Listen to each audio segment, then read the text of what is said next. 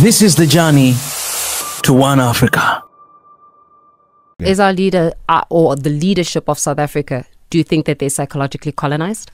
We are all psychologically colonized. Remember that this thing is taught from street. So it's taught at home, it's taught on TV, radio, when you leave your house, your mind gets to be channeled to a particular direction. So to a point where we seek white approval. So in the absence of white approval, we think that which we are doing is not correct. So we ought to liberate the brain of an African child so that they know that they can coexist and be at an equal level with their white counterpart, and that the system is not meant to serve white people. I mean, we're so colonized to a point that we've accepted it and internalized it. I don't understand, why would people go and stay in Alexander, come and work in Sandton, see all these beautiful things, and still go back to Alexander and do nothing about it? That they don't stand up and say, no, but this can't be.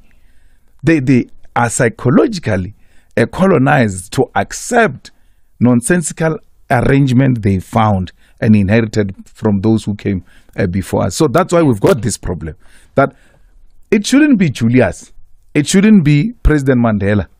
It must be the people themselves who say, but why do we go work there as domestic workers, as security guards, as shopkeepers, and then accept to come back to this type of conditions that we're subjected to? So we now have to re-educate them.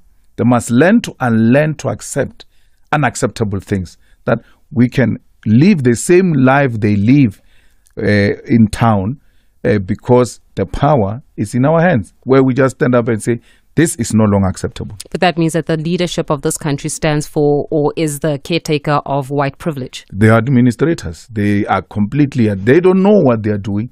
They didn't come in with an intention to do anything. I mean, we gave a lot during the negotiations. If you look at the negotiations, the only thing we came back with was the date of voting on the 27th of April 1994, because you didn't come back with the land. You didn't come back with the ownership of the economy. You didn't come back with the ownership of defense. The ANC, with its eyes and mind open in 1994. If you would like to engage with him, simply give us a call, drop us a voice note. This is a conversation that is curated for you. 2024 is around the corner. Know your leaders. Know your leaders so that you know exactly who you're going to put in power for the next 5 years in this country. I'm going to let you finish your trail of thought, because you were speaking about what we left at CODESA on the negotiating table. And in fact, it's actually within the cardinal pillars of the EFF about economic justice. So you're basically alluding to economic justice being left on the negotiating table. Did they have a lot of room to negotiate, or was it just about who was negotiating at that time? Well, I think they were in a hurry to become something leadership because they only came with the date of elections, and that was it. But when we went there, we had all types of demands. Why would you say liberation took place in 1994, 27 April, but the oppressor did not lose anything and the oppressed did not gain anything? There is nothing to show from 1994 to where we are now, except that we've got some constitution which guarantees us some freedom of speech, and then we speak the way we like and we think that's what we've been fighting for. That has never been at the center of the foundation of the revolution.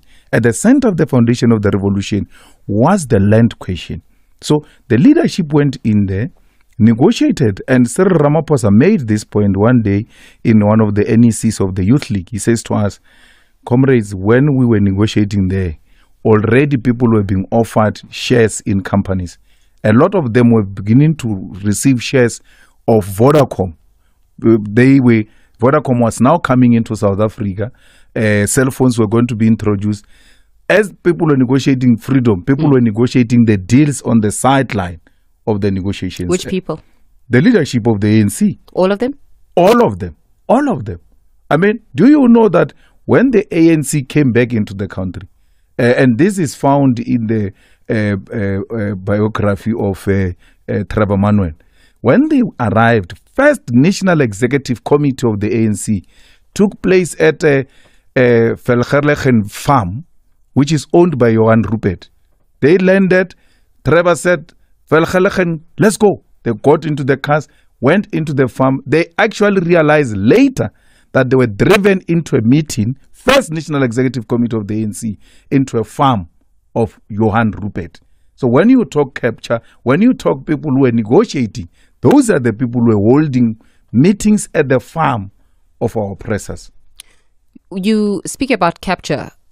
There's this notion of 9 wasted years in South Africa, right? Everybody keeps talking about the 9 wasted years. We've got the Zondo Commission. We've got the outcomes and the reports that get handed to President Cyril Ramaphosa. We are yet to realize actual people in orange overalls as a result of that.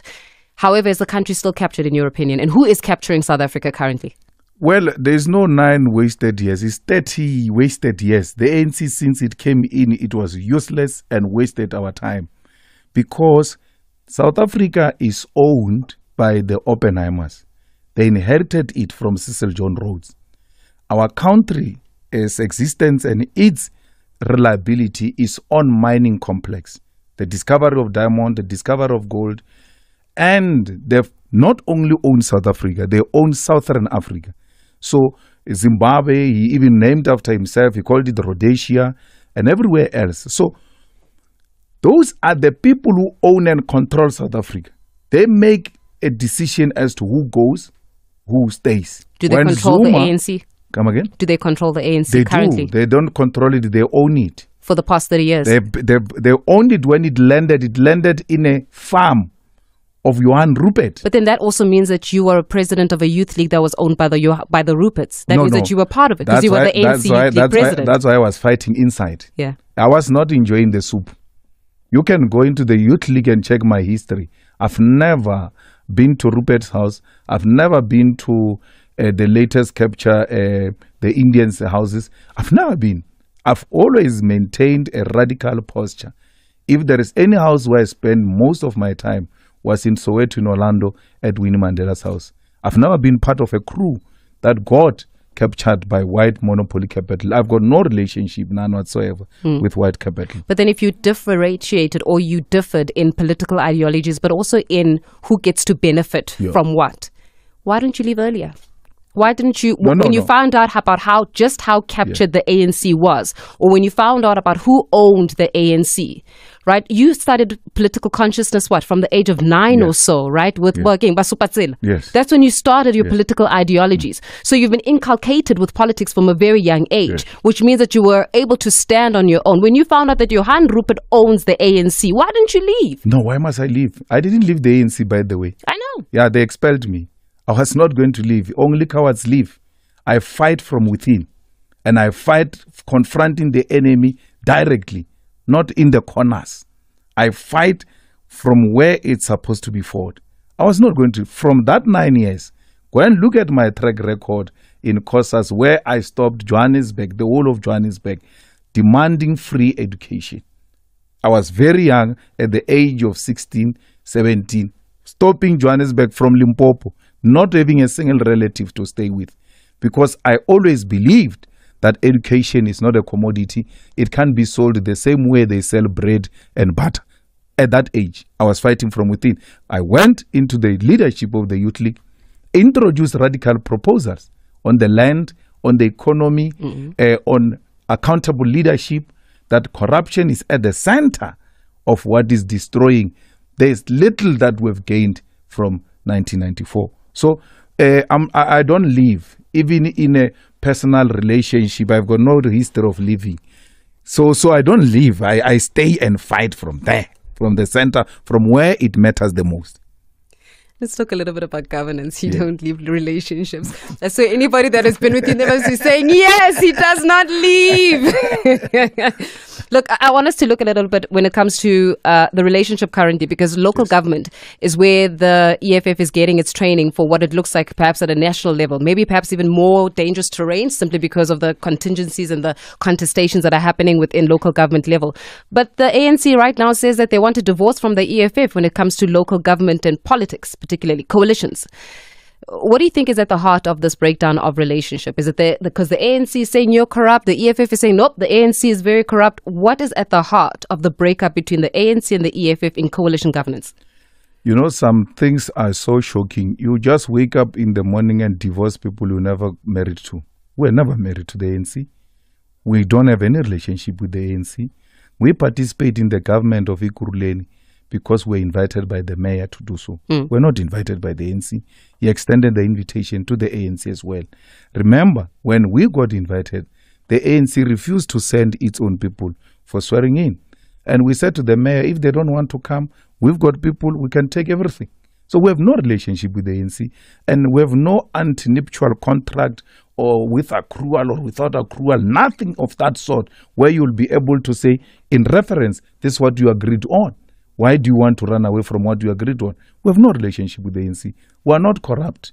You know, tell me of a single, we're now almost a year in government. We have no single councillor in the MMC position who has ever been accused of corruption. Never. Because we don't play in the EFF when it comes to corruption. In the ANC, and I agree with them entirely, I would have done the same. They say this EFF is eroding our base because of the way they are working.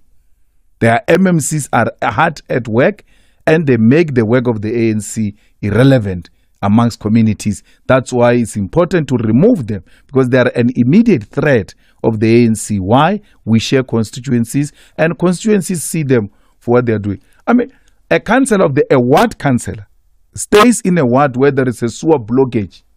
An MMC of the EFF goes to the ward of that councillor of the ANC to go and do to unblock the sewer.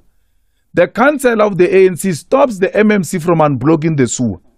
Or no, I love the sewer, leave the sewer to spill into people's houses. Why would we do that? What kind or level of madness is that? Where a councillor stops a municipality from doing service delivery. That's what we're fighting with the ANC about.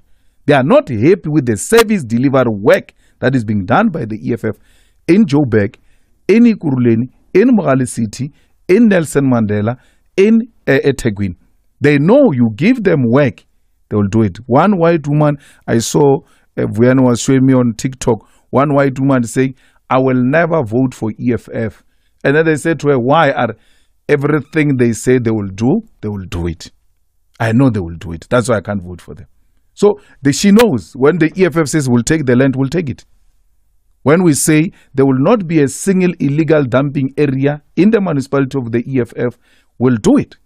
We are almost at 99% of cleaning Ekurhuleni.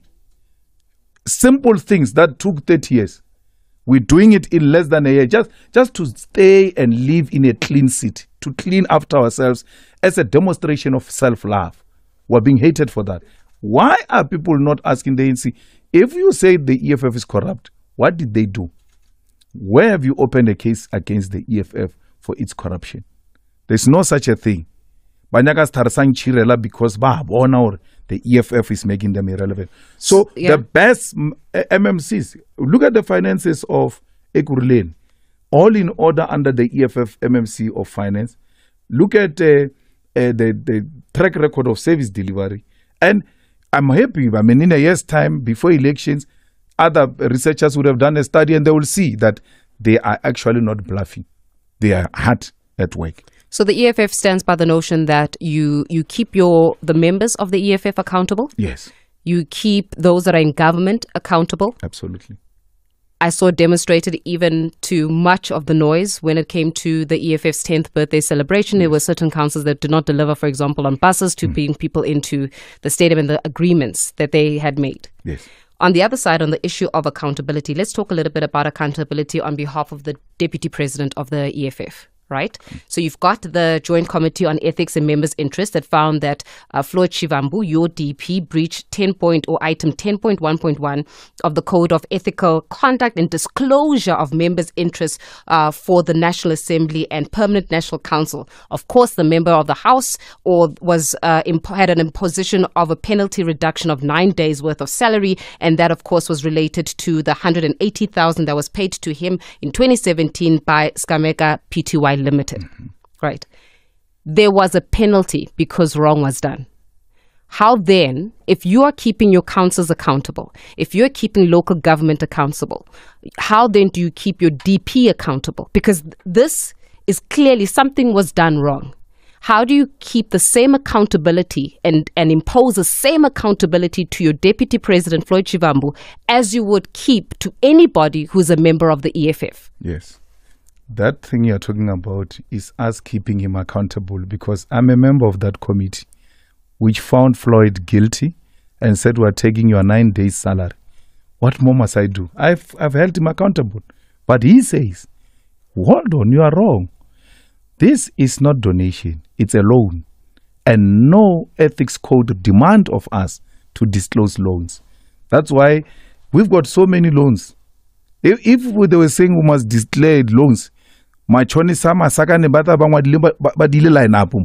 so we don't disclose loans. He says it's a loan. He's got an affidavit, a signed affidavit from the police station, which he gave to SARS. And SARS accepted, by the way, which he gave to the committee. After the committee, by the way, Floyd was found guilty by the committee in absentia without being given an opportunity to present his side of the story. I had to fight inside there that he must be called, and only to realize they were communicating with him with a wrong email. Despite not giving him an opportunity to present his side of the story, they still proceeded to find him guilty. I'm a member of the committee. I must accept that this is a decision of the committee. But I'm happy the Deputy President is taking this matter on review. He says, I'm not going to allow this. It's not a donation, it's a loan. I've heard some fools saying, but the company without a finance certificate as a financial service provider can't give you a loan. Well, hey, we borrow each other, and we don't even call them loan. We're calling them loans because of these things. But